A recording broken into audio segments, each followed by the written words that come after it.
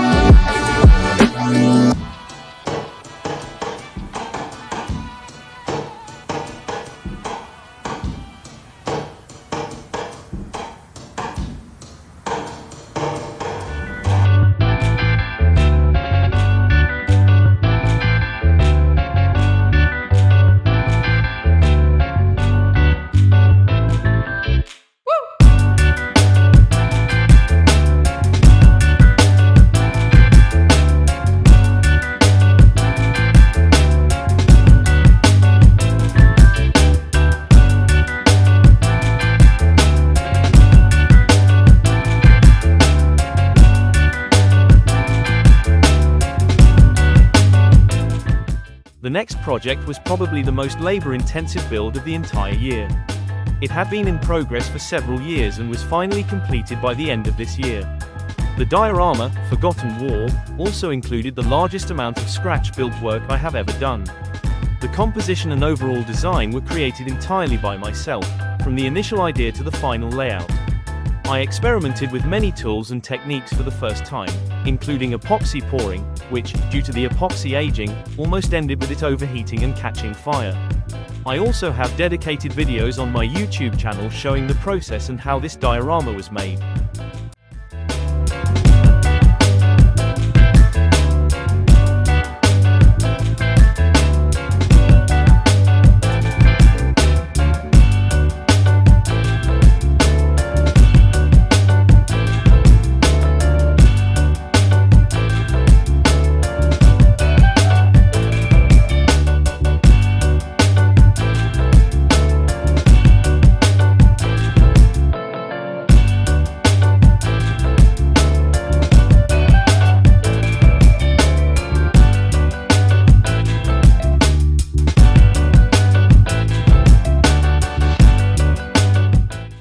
The following project was related to upgrading an older diorama. In addition to the existing horse-drawn artillery setup, I wanted to add more figures and a greater sense of activity.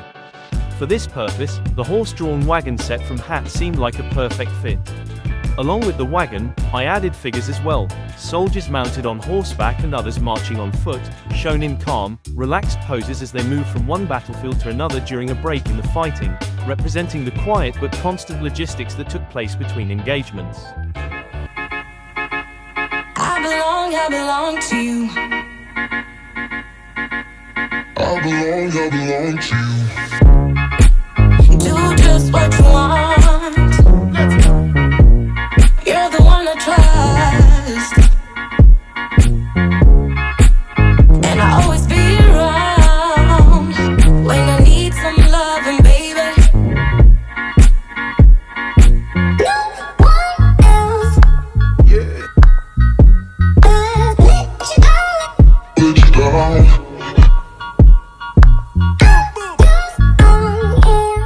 The infantry figures were taken from several different sets, chosen specifically for their calm and natural poses.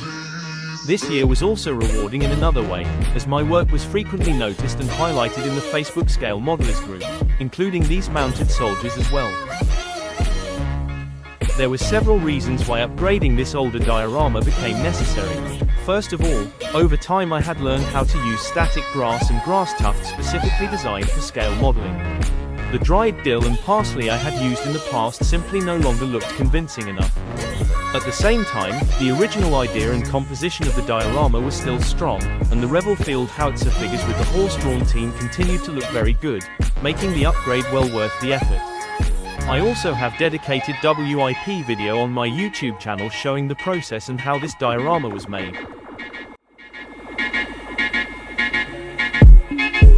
Take me to your heart. I belong to you. Take me to your soul.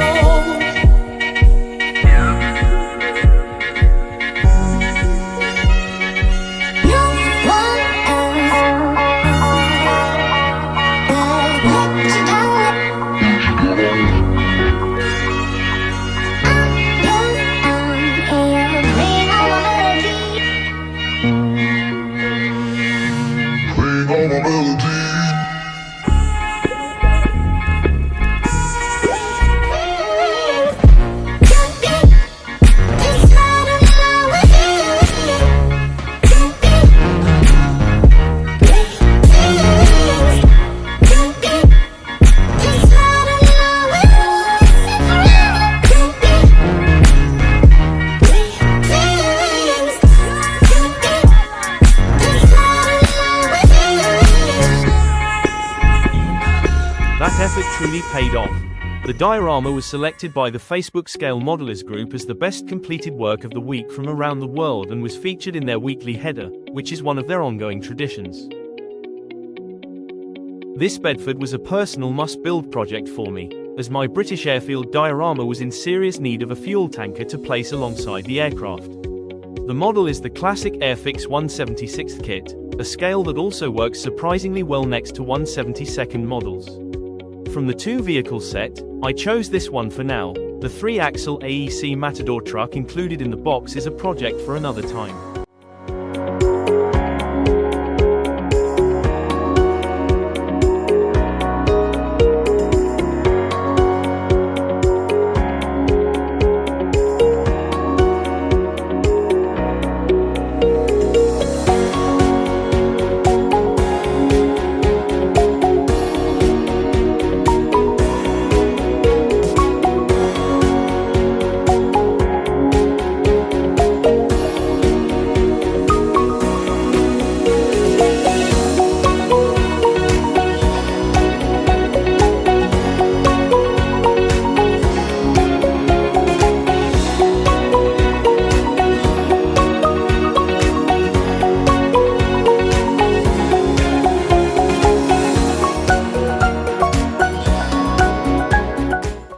This model was also mentioned in the Facebook Scale Modelers group as one of the completed works that caught their attention.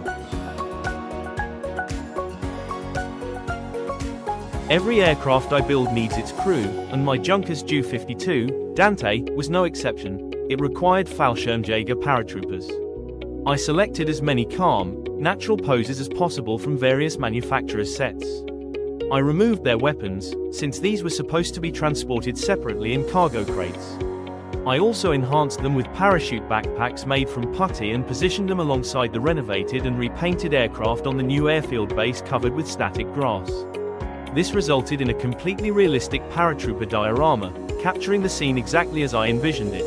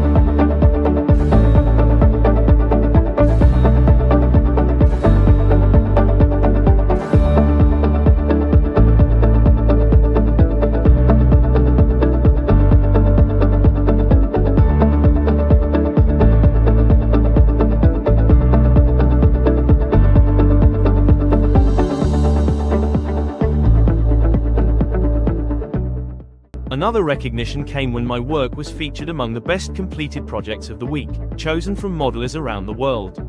Moments like these are a real encouragement and a reminder of why I continue to do what I love. And then came the next major event of the year, Minimalum, Mini World 25. This is an annual nationwide 2-day spring event in Estonia, where I traditionally manage to attend and participate for one very enjoyable day. It was a chance to meet old modeling friends, get to know new ones, talk with visitors, and take part in the competition. While my entry did not receive a special mention this year, the overall level was extremely high. It truly felt like the Olympics of scale modeling, where even participating is a great honor.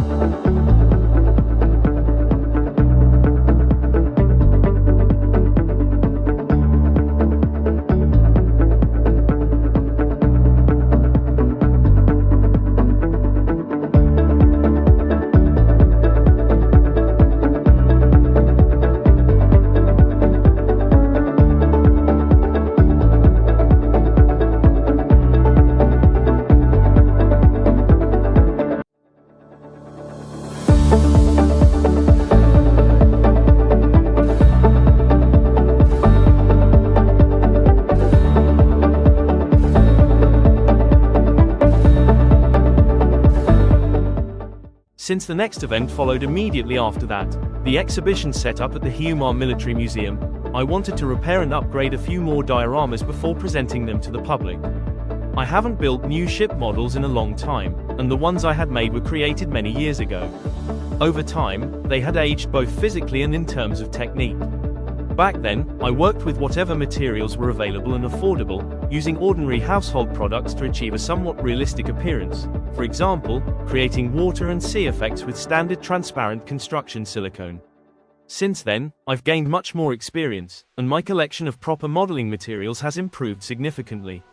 Before the exhibition, I therefore refurbished my 2 ship dioramas using the correct methods and tools, including epoxy products specifically designed for scale modeling. Both Bismarck and San Diego finally received a convincing, realistic sea surface to sail on.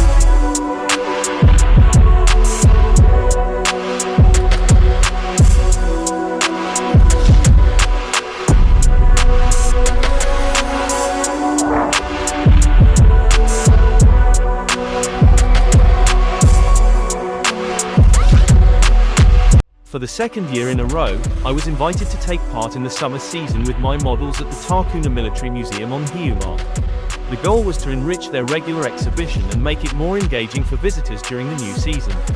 I also involved a good friend of mine, a fellow modeler, who brought along his ship models. For these, larger dedicated display cases were prepared. The models were on display throughout the summer tourism season and were brought back in autumn, as the exhibition space is unheated and does not allow for year-round display. The exhibition was a success and received very positive feedback from visitors, and the museum has already expressed interest in welcoming me back next year with something new and exciting.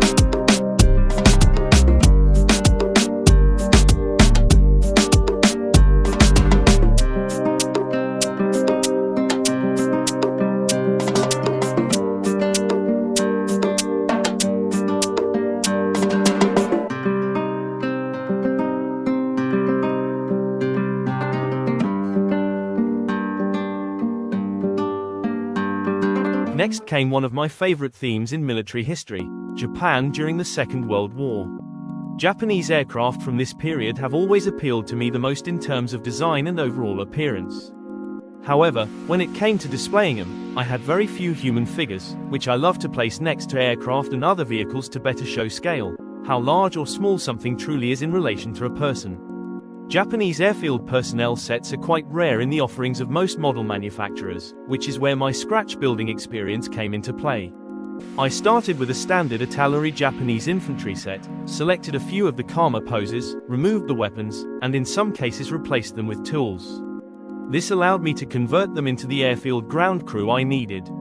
I was also helped by the product selection on Temu, where I found a couple of beautifully resin-printed sets featuring Japanese pilots and officers.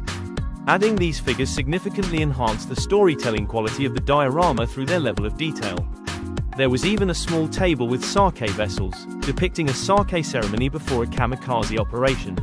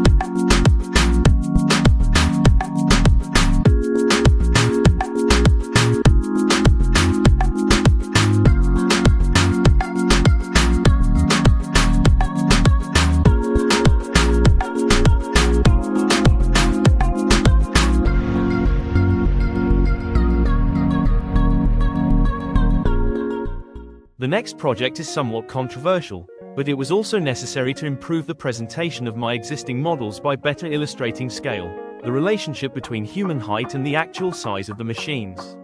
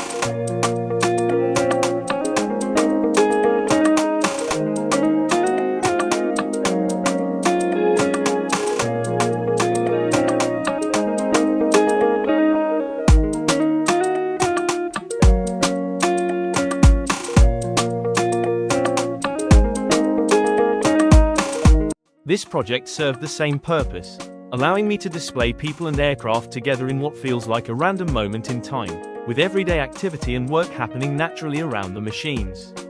Here, I have to praise the manufacturers for their high quality, fine figure detailing, and the range of pose options.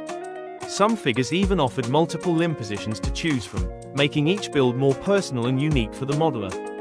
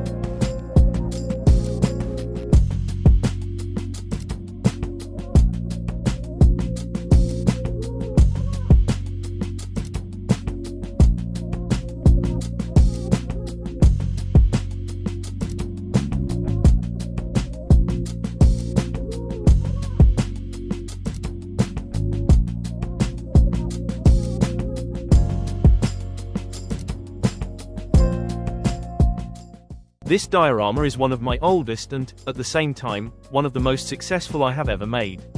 It includes one of the very first models I ever built. Due to incorrect painting techniques at the time, the paint layer began to peel off, which later gave me the opportunity to strip it down and repaint the model using proper scale model paints. Since this aircraft type was no longer available in manufacturers' regular lineups back then, I decided to invest a bit more into the project by adding aftermarket photo-etched parts and epoxy details, turning it into a highly detailed crash scene diorama. The base was made from ordinary foam board intended for ceiling insulation, with flax fibers and real moss used for vegetation, a combination that resulted in a very convincing look. Now, I revisited this base and updated it using the techniques and materials I have learned in the meantime: static grass, grass tufts, additional vegetation, and epoxy water effects, essentially modernizing the diorama for today.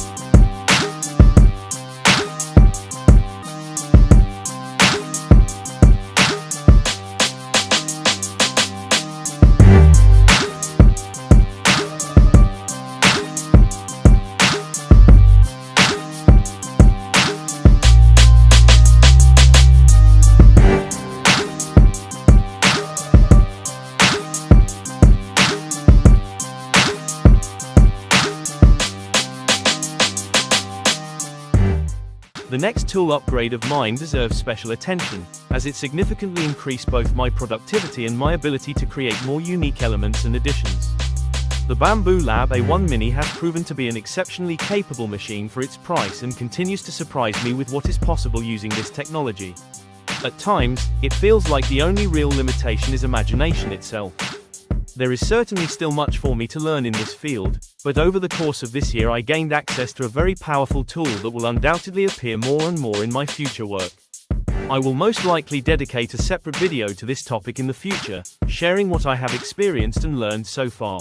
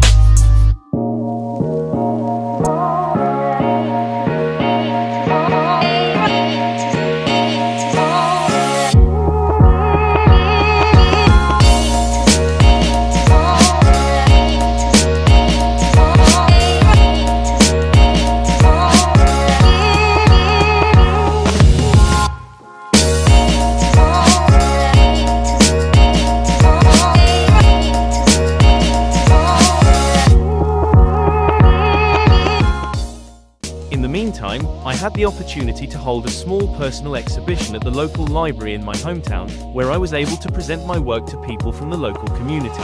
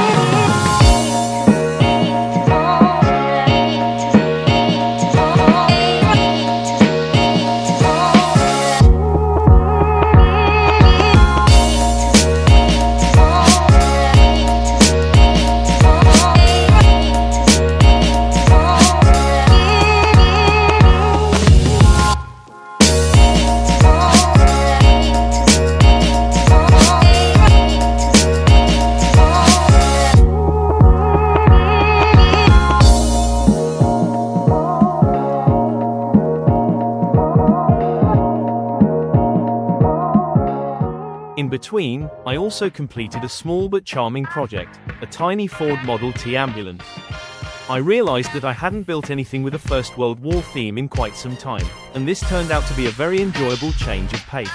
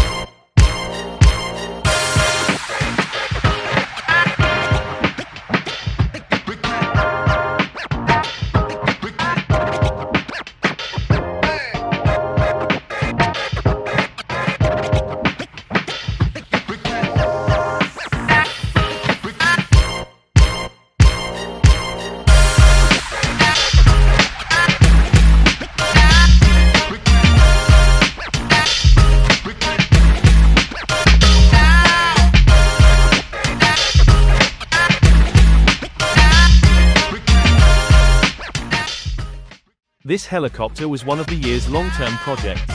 Since it was an older Zvezda kit, it lacked a lot of detail, so I relied heavily on scratch building techniques.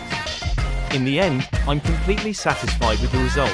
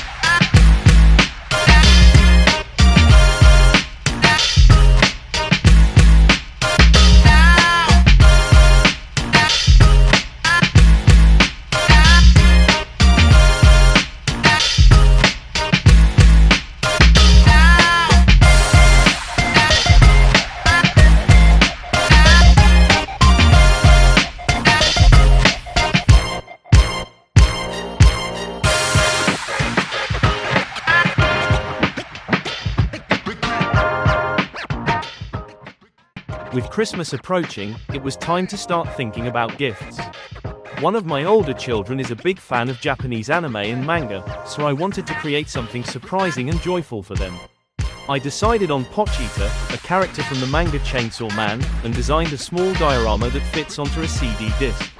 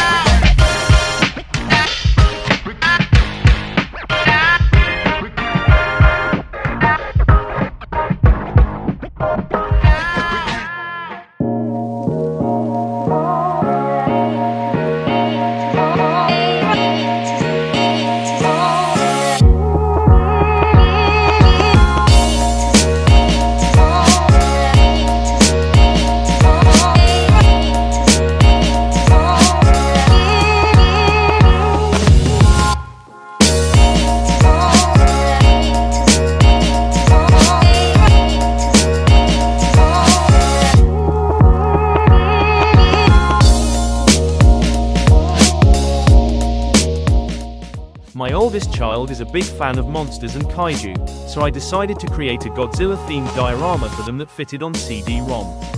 This one also received recognition in the Facebook Scale Modelers group, which was a nice bonus.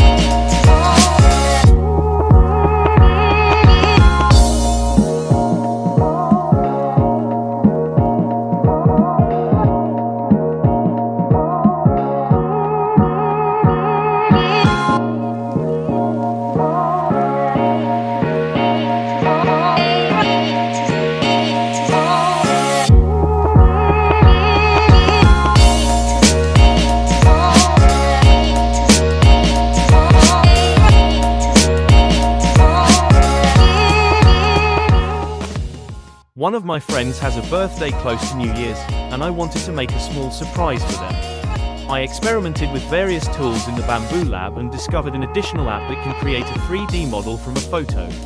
I tried it using an old photo and was genuinely surprised by the result.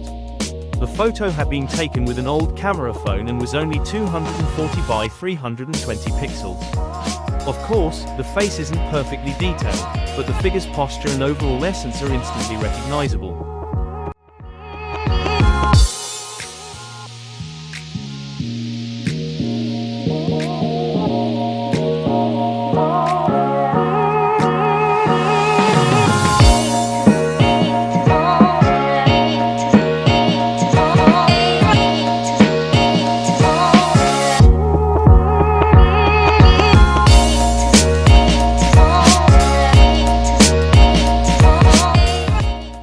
And finally, by the end of the year, my biggest and perhaps most life-changing project, founding a non-profit organization through which I hope to open a model museum in my hometown in the near future.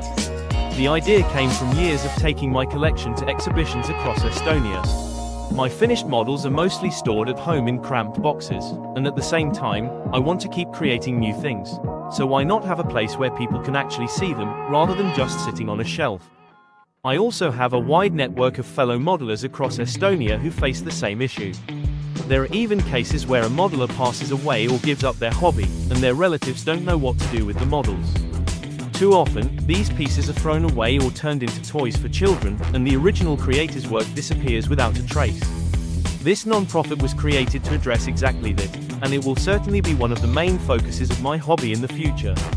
Already this year, I was able to purchase a large glass display case from a private individual at a good price to showcase models. I also rescued a whole box of models from being discarded. There is even the possibility of acquiring a very large collection, the life work of one modeler who has realized they no longer have space or time to continue, and whose family has no interest in keeping the models. The future here is certainly exciting, and we'll see where it leads. In any case, this work is already underway, and I look forward to seeing how it develops.